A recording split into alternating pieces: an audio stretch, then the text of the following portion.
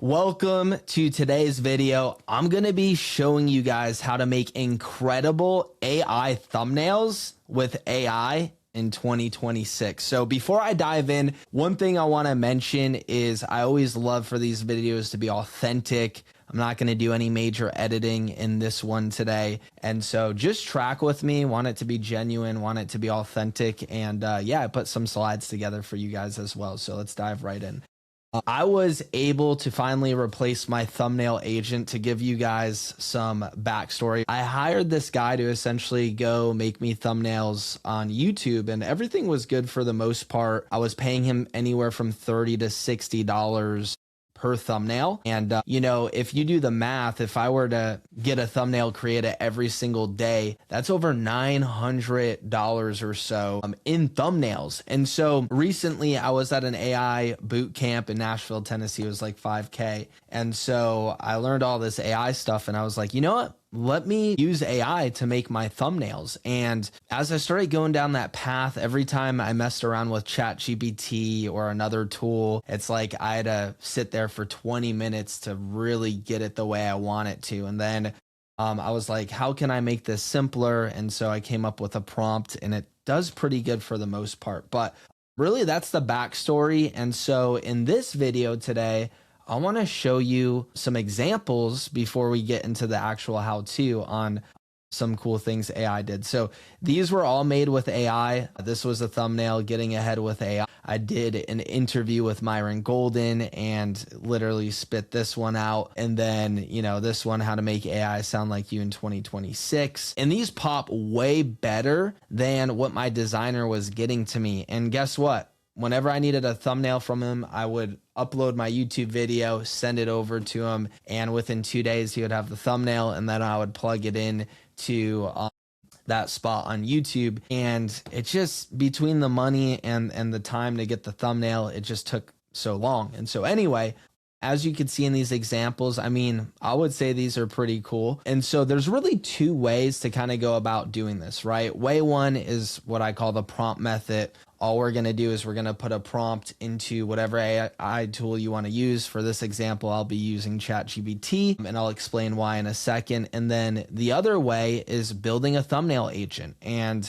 the first way is simple, but it's not repeatable. In other words, if you need a thumbnail every day or every week and you want it a certain way every time, whenever you do the prompt method, sometimes you have to get a few more variations. However, if you build an AI agent that does it for you, it gets you the same result every single time. It's a little bit more complex to set up, but once that thing's set up, it's smooth sailing, right? And so, yeah, with that being said, let's keep going here. There's really 3 steps to your first one. Number one, have your AI tool ready. So whether you're using ChatGPT, Gemini, Perplexity, just have that ready. The second thing we're going to do is you're going to take a picture of yourself, right? Because you want yourself on the thumbnail.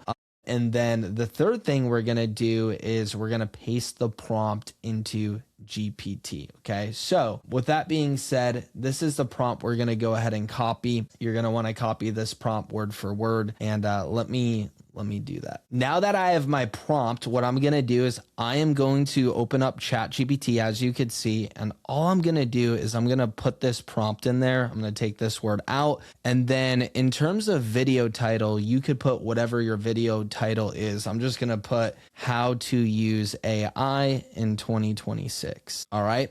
So, and in case you're wondering what I use for voice text, I use something called Whisperflow. There's a few different tools out there with a similar names. So what I'll do is I'll put the link in the description below. Go ahead, click that. You get your first month free when you use my link. So let's keep going here. I can copy and paste into GPT image, and then I'll also attach an image of myself for GPT to insert me into the thumbnail. Final size must be 16:9. Okay. So before I go ahead and do that prompt, what I'm going to do is I am going to use Photo Booth, and I'm going to take a photo of me. All right. So I went ahead, I took a photo with Photo Booth, and I made sure I had some decent lighting. Now what we're going to do is we are going to submit this prompt, and we are going to wait just a moment here while GPT is getting that over to us. Awesome. So now we have the new prompt that GPT gave us. And then what I'm going to do is I'm going to copy this. I'm going to open up a new window. I'm going to select image, and then you could actually select the size now. And then I'm going to paste that in here. And one other thing, I'm going to put the photo I took on Photo Booth in here as well, right? So then we're going to go ahead and send prompt, and let's see what GPT is going to do. Now, while that's loading, there's many different tools you could use. For my day-to-day, I'm always working out of Claude Desktop, but when it comes to images and thumbnails, I really love GPT Image 2, right? That's what works for me. I used to use Nano Banana, but for whatever reason, GPT-2 does a way better job in my opinion. So you really could use whatever you want. Some people, they'll use Claude for the prompt. They'll get that prompt, then they'll go to ChatGPT and then do the image through there. And then literally it just takes a few minutes. As you can see, it's still loading here, and boom, look at that thumbnail. I mean, that thumbnail is way better than the thumbnail I would get from my designer back in the day, right? So I really, really like that. How to use AI in 2026, right? So that is way number one. I'm going to go ahead, share my presentation here, and we'll continue with way two. All right, so let's keep moving here. That was GPT Image 2. As you saw, pretty cool thumbnail, not terrible. Now, the second way is a little bit more complex, but it's building a thumbnail agent. Now, there's many different ways you could approach this. I like to use something called Mind Studio. You could click the link below in the description to access it. But when it comes to the thumbnail agent, I set it up once. It's a little bit more complex in the beginning, but once it's up and running, it's up and running, right? And so I'm going to do a live demo, show the workflow, kind of go from there. The first thing you're going to want to do is get a Mind Studio account. Again, link in the description. I'm going to show you a demonstration of this agent, and then I'm going to show you the workflow. Mind Studio.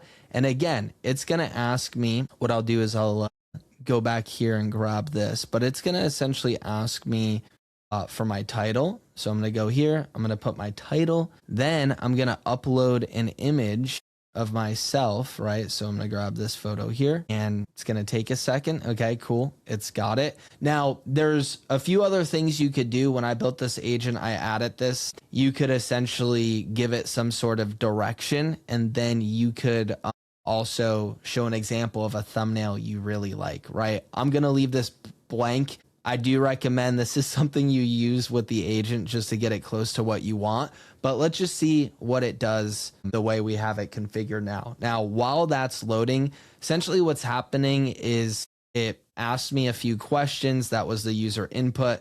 Now what it's doing is it's generating a prompt for me behind the scenes. So instead of me having to put a prompt in there like we had to do here, and then we had to go here and do that, it's actually doing it automatically for me. So right now it's generating the prompt, then it's gonna use that prompt and it's gonna generate an image. Now, when it comes to generating the image, like I said, it's using GPT Image 2. Now, while that's doing its thing over here, I want to explain to you a little bit more on why I like using Mind Studio. So for one, super simple user interface, very easy to use, no coding involved. I literally just ask Claude, I'm like, hey, I want to build an agent. I want it to do this. And then I'll literally just show screenshots and go back and forth on Claude to build these.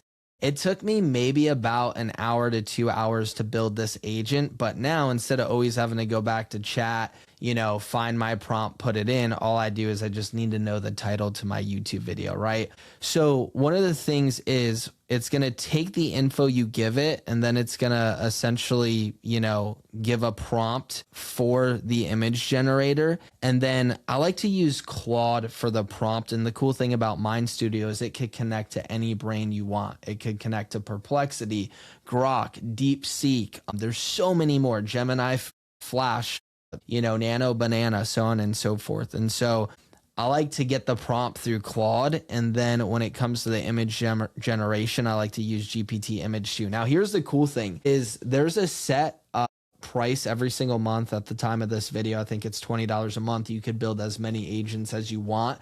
Now, there are API usage costs, and I believe it's like 10 cents for every 10 thumbnails I design through here, which is nothing in comparison to paying $200 to even $1,000 a month for a thumbnail designer, always waiting on them.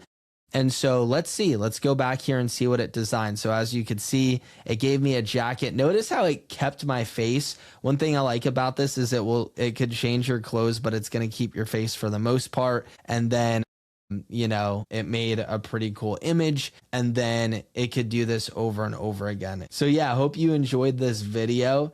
So that's kind of a breakdown on how to use Mind Studio. And so yeah, with that being said, those are the two different ways. The other thing I will say is I do have a school community. I'll put the link below this video, but if you want to do way one, cool. Way two, it's going to take you maybe an hour to two to set that all up. But if you join my school community, I actually do weekly coaching calls, and I'm always building agents. I'm dropping agents you could duplicate into your Mind Studio account. So instead of you trying to go and set this whole thing up, you could literally just click a simple button. It's going to duplicate it right into your account. If you enjoyed this video, please drop a comment below, like this video, subscribe to my channel, and I'm going to keep putting out content for you guys.